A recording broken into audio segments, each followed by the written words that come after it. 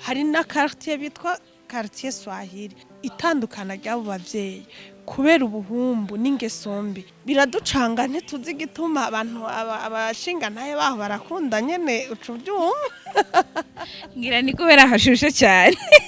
ubu haraje mama ngo abitwa ba kirungo ntivyoroshe ufise taye ya 1m50 ukacugira 210 madame Joseline kuko wanje exagere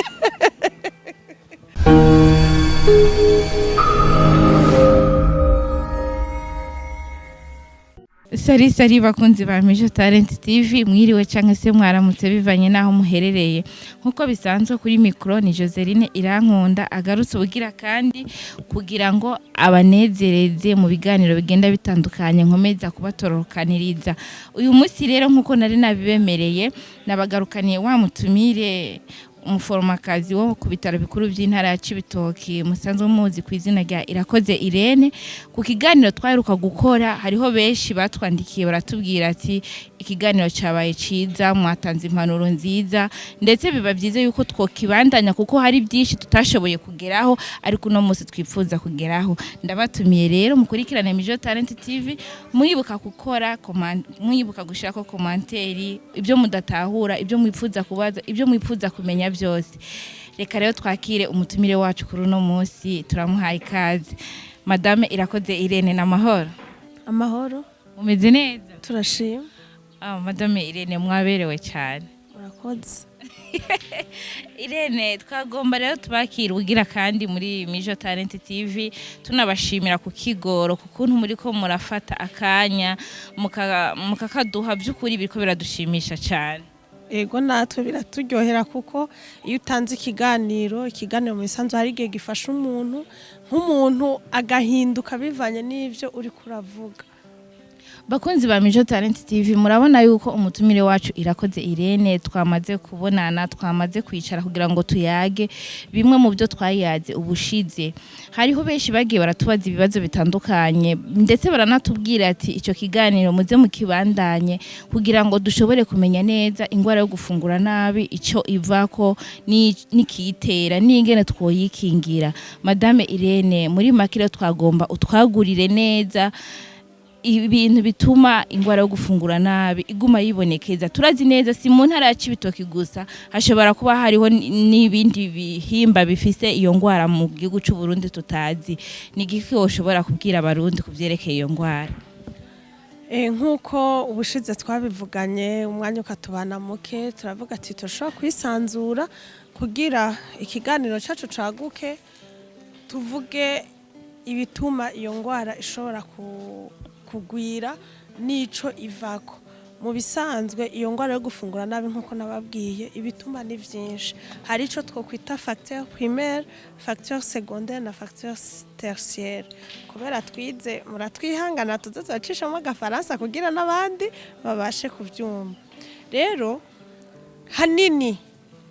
nko ku myaka y'akazi ku burambe mfise mu kazi ndamaze kubona kenshi iyo ngwara abantu b'abamama badakurikiza imvyaro ku rugero ngo baruhuke bareke kuvyara intahekana benshi abo bavyeyi nibo batwitura amavuriro ikindi nabonye nka twebwe mu ntara zacu zimbo urazi ko abashinga ntahe bakunda kwisumamwo gasanga bakunda nyene abagore bo hanze nukuri izo facteur zibiri nizo facteur ziriko ziratuma iyo ngwara yibonekeza none uti bigenda gute urabona yuko umuvyeyi iyo asamye imbanyi birakwiye yuko ayikurikirana kugira wa mwana azovyara azovuke afise amagara meza kandi yoroherwe no kumukurikira none kumukurikirana wumva aciye yibaruka uwundi mwana hataragera batumire bahire murumva yuko muri ico gihe uwo mwana azokura akagira irondoka ry'amagara meza ntivyokunda hama kukijanye nabo bashinga ntahe bakurikira abagore bo hanze bakareka kwitaho imiryango yabo hari nabo bishika mu ngo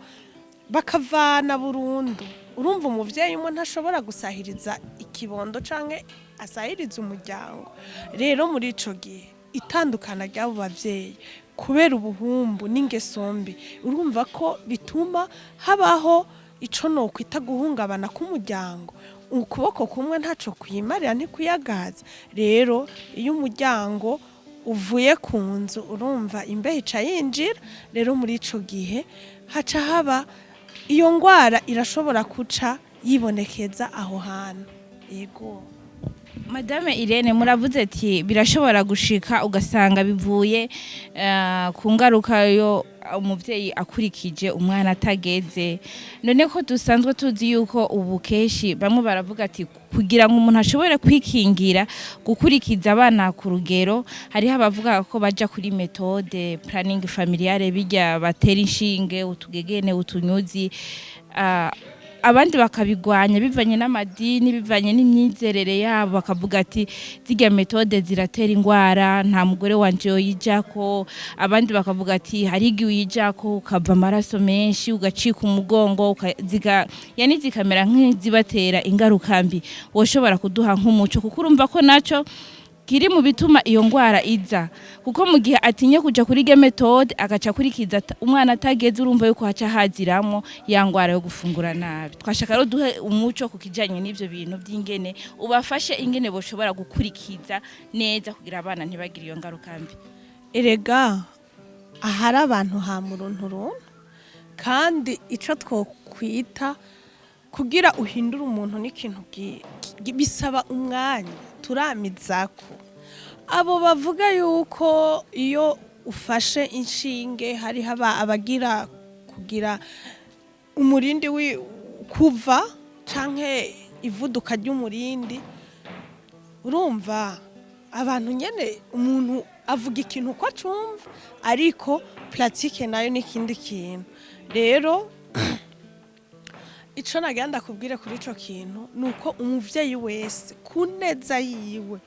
akwiye kwijukira gukurikiranya imvyaro kuko rega hajya no kuvyara cane ntuzi kuca usaza nka jewe urashobora kubibaza yuko mfise abana 5 ariko urabona ndi smart kubera iki imvyaro ndazitandukanya nkuko bikwiye rero madame nukuri ikintu ntagenda kubwire kuri ico kintu nuko abantu twogira ico bita evolution tukamenya neza yuko ababitwigisha ndetse n'abaganga batwifuriza ko tugira amagara meza kuko mu byo tujejwe birimo reka rero twijukire umuntu wese ku ruhara rwiwe amenye yuko iyo wijukiye gutandukanya imbyaro urabaho neza kandi biraguha nawe kugira agafresheri uramaze kubona iyo ufise intahekana uri nk'ahantu abantu baragutwenga imanza ntubukizitaha hari ahantu utabukigenda ufise inda n'umwana twijukire rero metode ni ikintu ca mbere kigufasha no kugaburira abandi bana mbega ugumuvyaye abudashobora kurera bizokorohera tugerageze rero tugira ico bita evolution ivyo vyiyumviro biri mu bantu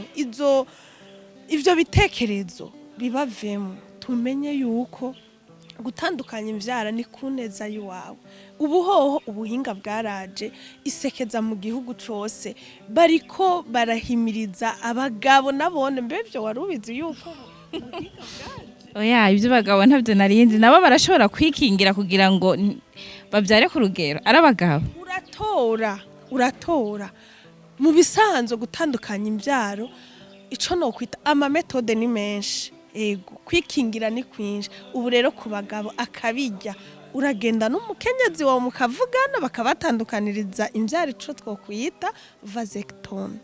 bakagira ku bagore baragira ico biyita ligature de trompe hama ukiberaho n'umushinga ntahe wawe hariho abaca biyumvira ngo urumva ngo ivyo babikugiriye ngo ntusubira kumva wo kwifuza umugabo canke ukifuza umugore ibambeho mwaratanzwe nukuri akabijya karimo mukaca mwiberaho nk'abajene rero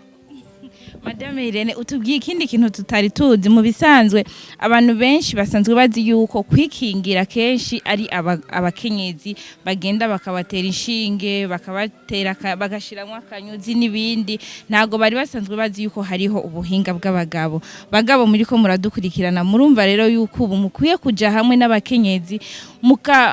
mukaja inama y'ingene mwovyara ku rugero kuko urumva ubu ntibikiri ivy'abakenyezi gusa na metode z'abagabo zaraje kuvyara neza ku rugero si ingaruka mbi ku mugabo si ingaruka mbi ku mugore ni ingaruka nziza ku muryango kuko mu rugo habaye kutavyara neza ku rugero habaho ingaruka nyinshi abana ubuzima bwarazimbye nturonka ingene ubarihira ishuri kubera yuko baba ari benshi wabakurikije hatageze uba amashuri arazimbye ibifungurwa byarazimbye kuronka ibintu ushobora gufungurira abana 15 ni ngorane ariko warashoboye kuvyara ku rugero nkuko Madame Irene avuze ati mfise abana 5 ariko ubarabye undavye ntiwoshobora kumenya ko mfise abana 5 bariga neza ukorera uduhera duke canke se atakaza ufise abana bakeya biroroshe kubatunga sivyo Irene twagomba tugaruke kuri iki kintu watubwiye ati cyane cyane iwacu imbo abagabo barafise akageso ko guharika ugasanga aragutaye mu rugo agutanye babana barakunaniye kurera bivanye nuko wasigaye ubarira wenyene Irene byukuri iyo ngeso mu ntara ya Cibitoke irahari canke byari vyakera ubu byarahindutse erega mu bisanzwe kuhaba ntibishobora guhinduka ariko iyo umuntu aba ariko arakura hari ibyo abona akavuga ati ibi bintu ndabivemo nk'akarorero ibubanza urabizi iyo hageze periode yo kwimbura umuceri umugabo atahora asohoka uwo munsi aca asohoka akaja kurondera umwe yisize akarungo neza mu Cibitoke naho ndapresiza nk'amakomine mu rugombo vraiment birazwi ni Buganda mu rugombo na ibubanza uvuze ngo bimbuye umuceri wa mukenyezi yamufasha kurima wa muceri ntibasohokana acaja kurondera umwe yisize ameze neza akaba ariwe baza gusangira wa mwimbo uvuye mu muceri none mu Cibitoke naho ni igiki kibibatera haba himbutse iki haba habonetse iki kugira ngo bashobore guhungabanya urugo haraje mama ngo abitwa ba kirungo ntivyoroshe mu Cibitoke nko mu rugombo nahantu hari population y'abantu benshi abanyarwanda bakongomani abarundi biwacu hari na quartier bitwa quartier Swahili urumva rero muri ico gihe nahantu vraiment abaga urumva umaze kuba ari mico y'ibihugu bitandukanye u Rwanda urumva EAS rero urumva bakorera mu migwi usanga biriko biracanga abantu kuko nk'iyo turi ku kazi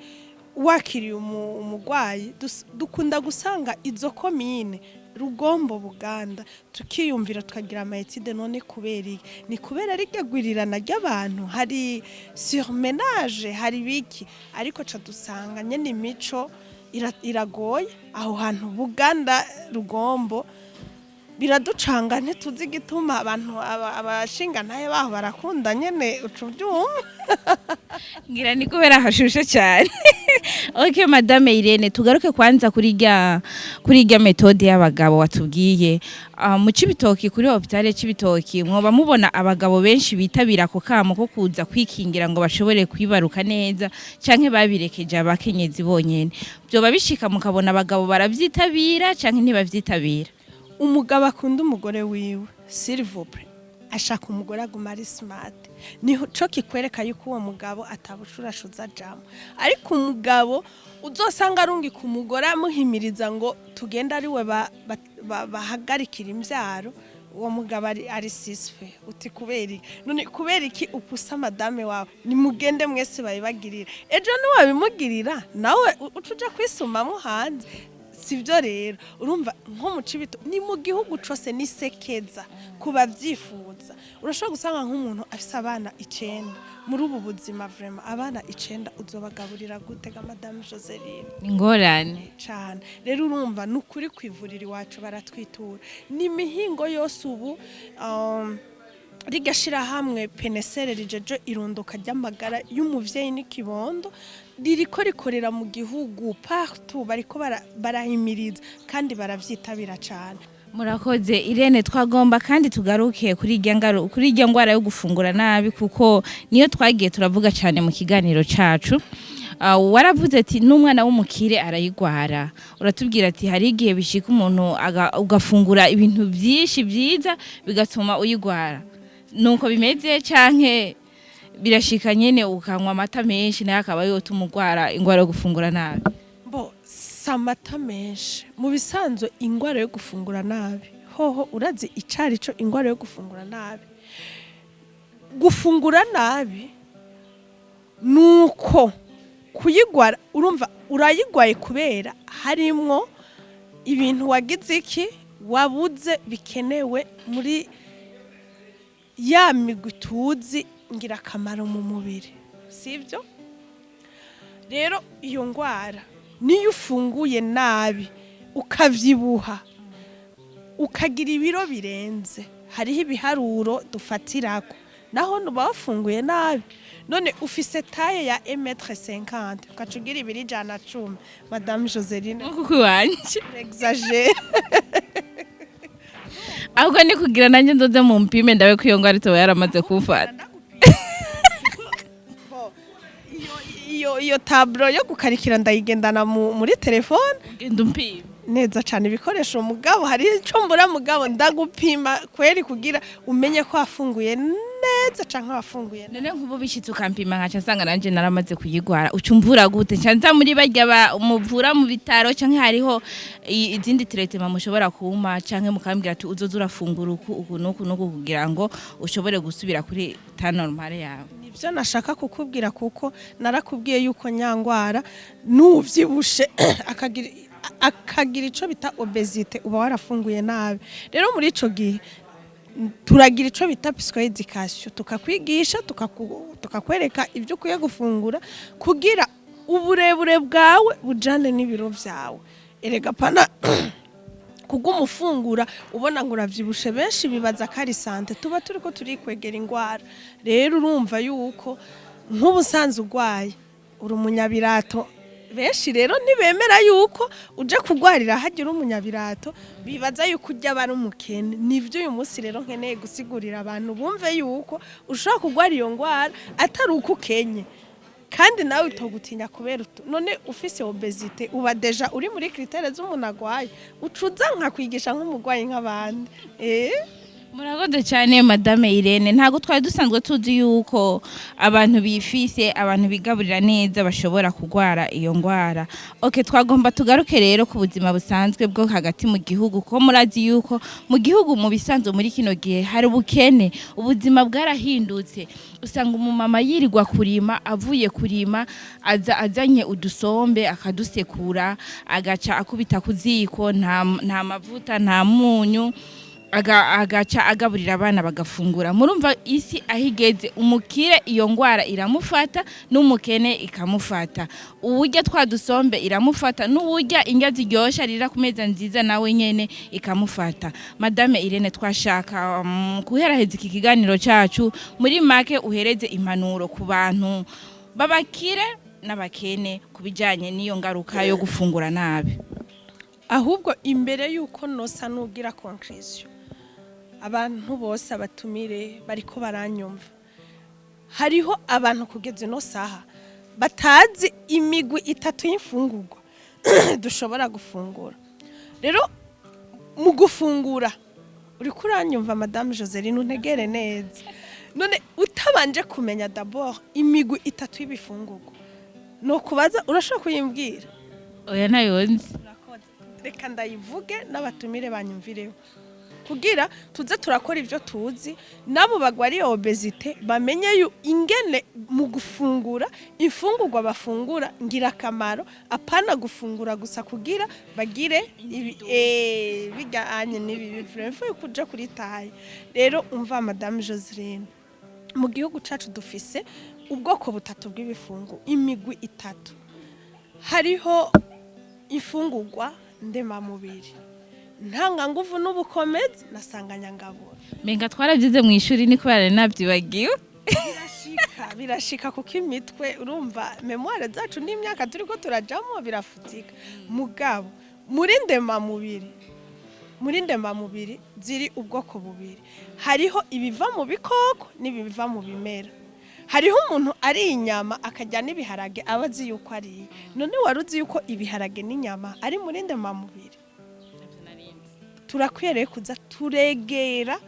abaganga tukitura amavuriro canke tukitura abantu bize iyo nutrition bakaza baratwigisha ingene dukwiye kugira iki gufungurira umubiri. Ikiganiro cyabaye ciza, mwatanze impanuro nziza, ndetse biba byiza yuko twokibandanya kuko hari byinshi tutashoboye kugeraho ariko uno munsi twifuza kugeraho. Ndabatumiye rero mukurikirane MIJO Talent TV, mwibuka gukora mwibuka gushirako komanteri, ibyo mudatahura, ibyo mwifuza kubaza, ibyo mwifuza kumenya byose.